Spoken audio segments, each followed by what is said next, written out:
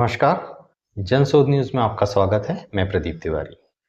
मध्य प्रदेश में 20,000 से ज़्यादा स्कूलों को जो अलग-अलग योजनाओं से चल रहे हैं, एक ही क्षेत्र में अलग-अलग स्तर के हैं। कुछ प्राथमिक होंगे, कुछ माध्यमिक होंगे, कुछ हाई स्कूल होंगे, कुछ हायर सेकेंडरी स्कूल होंगे। इन सारे स्कूलों को विलय कर एक स्कूल, एक मॉडल स्कूल, ऐसे एक्स वाई जेड कुछ भी नाम दे दिया जाएगा, उस तरीके की योजना आकार ले रही है और इसकी जो योजना और रचना है वो सारी चालू हो गई है मध्य प्रदेश में। मध्य प्रदेश में 20,000 से ज़्यादा ऐसे स्कूल को मर्ज करने का एक जानकारी अपुष्ट सूत्रों से आ रही है। हालांकि अभी इसमें डाटा जो सरकार की ओर से है वो जारी नहीं किया गया है, मगर जनशोध के जो सूत्र हैं वो ये बता रहे हैं कि 20,000 से अधिक ऐसे स्कूल हैं जिन्हें मर्ज करने की प्रक्रिया प्रारंभ कर दी गई है। बहरहाल इस सब से नाराज जो छात्र, शिक्षक और अभिभावक हैं, ऐसे 36 जिलों के, मध्य प्रदेश के 36 जिलों के लोगों ने जो नीलम पार्क है वहाँ पर प्रदर्शन चालू कर दिया है। प्रदर्शनकारियों का आरोप है कि सरकार की वन स्कूल वन कैंपस व्यवस्था शिक्षा सुधार को लेकर नहीं है, बल्कि छोटे सरकारी स्कूलों को बंद करने के या बड़े स्कूलों में ग्रामीण और कमजोर वर्ग के शिक्षकों पर कुठाराघात करना है। जो ये बेसिकली ग्रामीण क्षेत्र से जो लोग आए हैं उनका आरोप है कि जो सरकार है वो ग्रामीण शिक्षा से अपना पल्ला झाड़ना चाहती है और शिक्षा की बुनियादी फैसिलिटी वो वहाँ प्रोवाइड करने में रुचि नहीं ले रही है। यह सिर्फ स्कूलों का विलय का मुद्दा भी नहीं है। असली सवाल यह है कि क्या सरकार कम स्कूलों में बेहतर संसाधन देना चाहती है या शिक्षा की जो खर्च है, जो इसमें इन्वेस्टमेंट हो रहा है, उससे अपना मुंह चुराना चाहती है, उसे कम करना चाहती है। क्योंकि यही एक एंगल जो है बड़ा एक दृष्टिकोण पेश करता है कि आखिर सरकार की मंशा क्या है।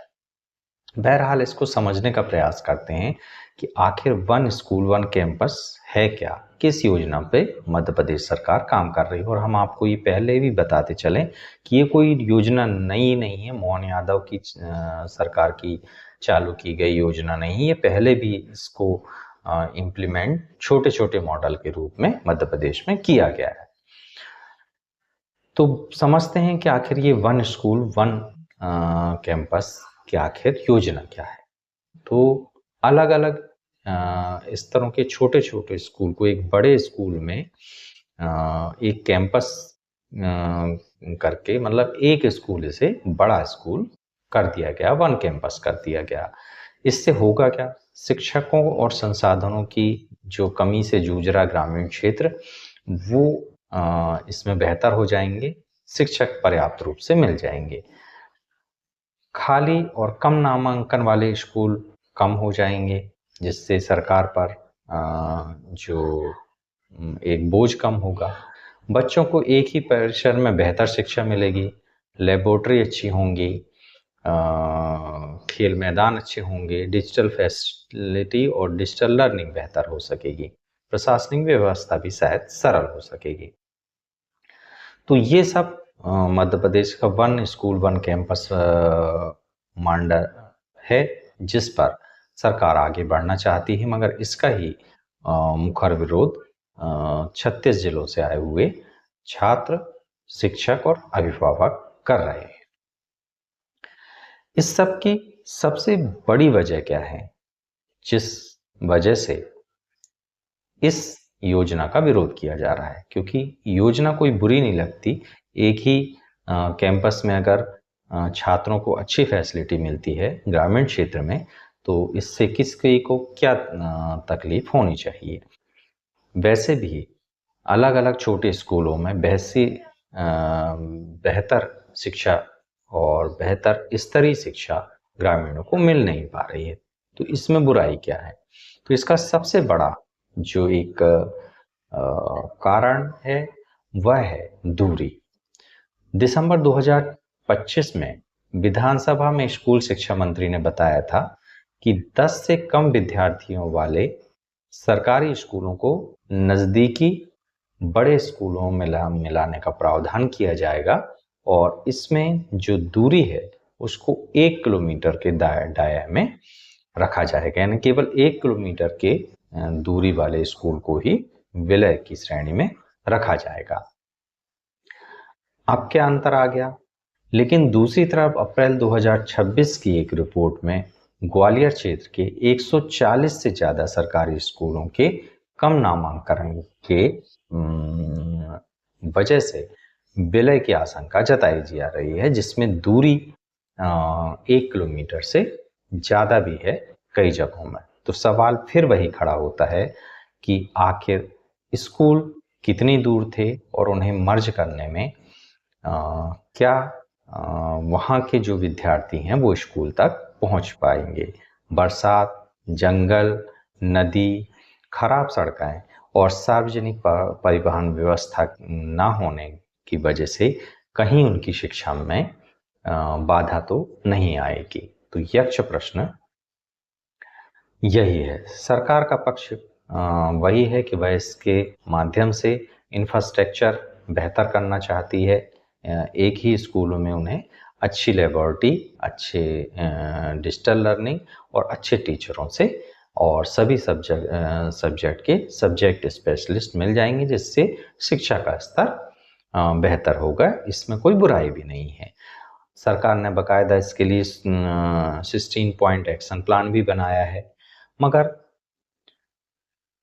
एक सवाल यहाँ भी खड़ा होता है कि क्या वो सारे बच्चे इस एक सेंट्रलाइज स्कूल में आ पाएंगे?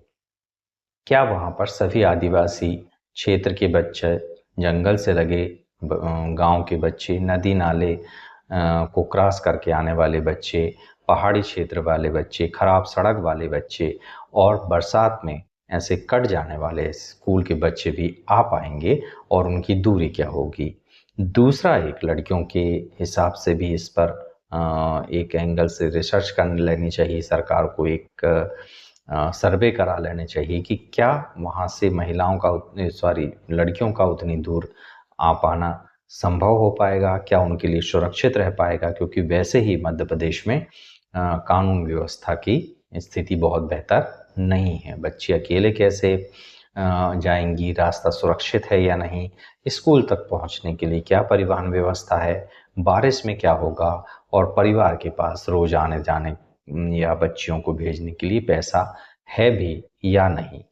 क्या बड़ी कक्षा के बाद बच्चे की पढ़ाई रोक दी जाएगी? अमूमन 8th के बाद इस तरीके के प्रश्न ग्रामीण क्षेत्रों में यक्ष प्रश्न होकर खड़े हो जाते हैं। आदिवासी इलाकों के लिए भी एक बड़ा प्रश्न है, क्योंकि आदिवासी क्षेत्रों में केवल स्कूल एक स्कूल और शिक्षा का केंद्र ही नहीं होता, वह शिक्षा, पोषण, स्वास्थ्य निगरानी, सामाजिक संपर्क और सरकारी योजनाओं तक पहुंचने की ग्रामीण की एक धुरी के रूप में भी काम करता है, केंद्र के रूप में भी काम करता है। तो इन सब पर सरकार को गंभीरता से चिंतन करना पड़ेगा। चिंतन ये भी करना पड़ेगा कि वास्तविक दूरी क्या है। गूगल मैप से ना देखकर इसे वास्तविक रूप से देखना पड़ेगा कि जिसको क्रॉस करके विद्यार्थी, स्टूडेंट उस स्कूल तक पहुंच पाएगा। यात्रा का समय, बच्चों को स्कूल पहुंचने में कितना समय लगेगा। मौसमी जोखिम, जो बरसात में क्या वो रास्ता बंद तो नहीं हो जाएगा नदी नाले की वजह से? कहीं बच्चों की जान आफत में तो नहीं आ जाएगी स्कूल आने के लिए?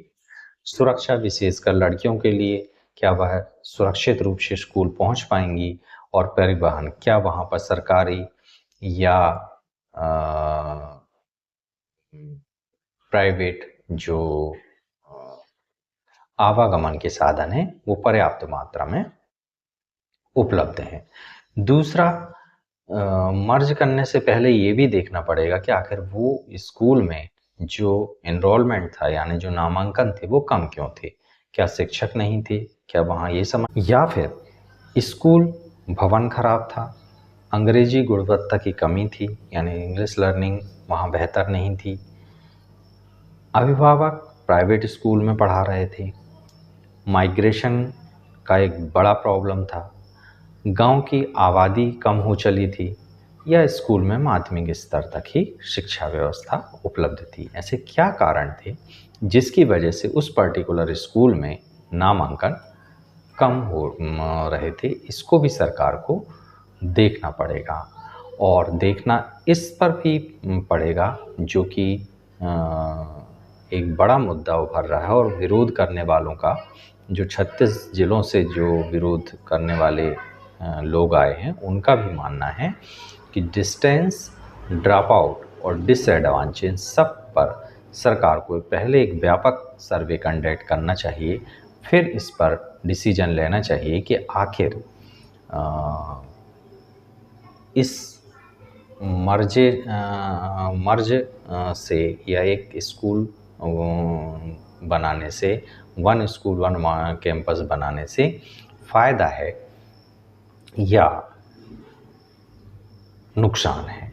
इस पर इन मुद्दों के और इन सवालों के भी स्पष्ट आंसर आने चाहिए कि विलय से पहले कितने बच्चे थे, विलय के बाद कितने बच्चे हैं, पुराने और नए स्कूल की वास्तविक दूरी क्या थी, आने जाने में कितना समय लग रहा है, कितने शिक्षक हैं, पीटीआर का क्या स्थिति है, गर्ल्स टॉयलेट की क्या स्थिति है, ट्रांसपोर्ट की अवेलेबिलिटी क्या है, ड्रॉप आउट की क्या स्थिति है, और मर्ज के बाद इंफ्रास्ट्रक्चर पर कितना पैसा खर्च करना पड़ेगा या नहीं करना पड़ेगा।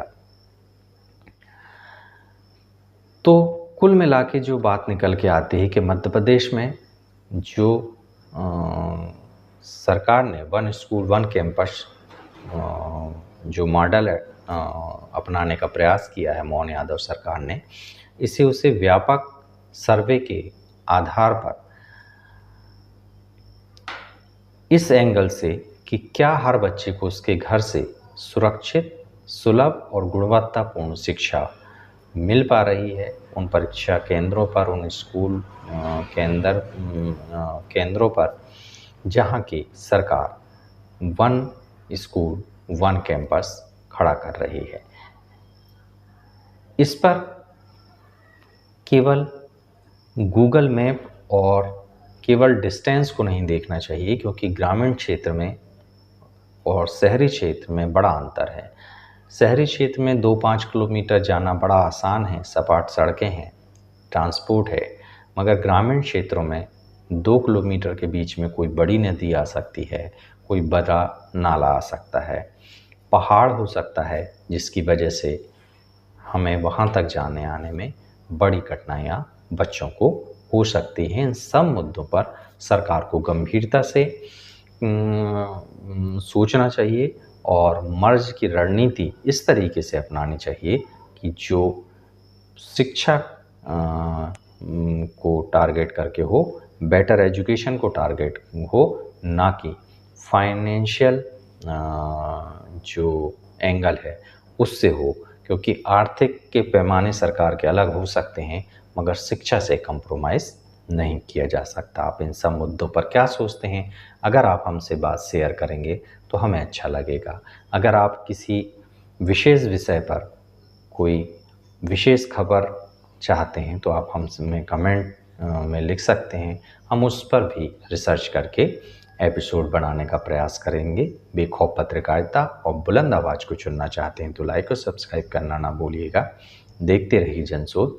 याद रखिए, सच को चिल्लाने की आवश्यकता नहीं होती और राष्ट्र सर्वोपरि है। नमस्कार।